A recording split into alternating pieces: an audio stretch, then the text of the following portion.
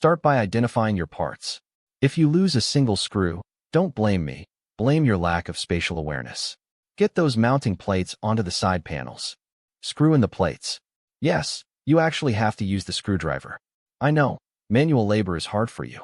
Click the support bars into place. If you can't hear the click, you're doing it wrong. Don't force it like a Neanderthal.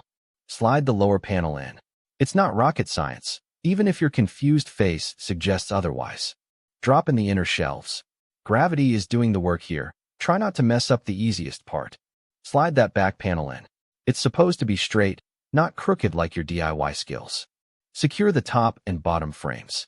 Use the screws provided. Don't try to use spare ones you found in your junk drawer. Mount the runners.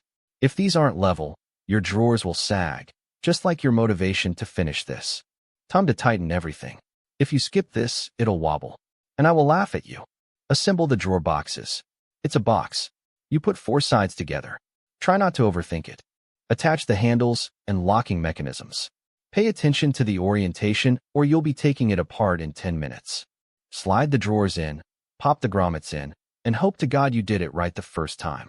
Now for the part where you fail. Adjusting the hinges. Read the manual carefully or accept that your doors will never align.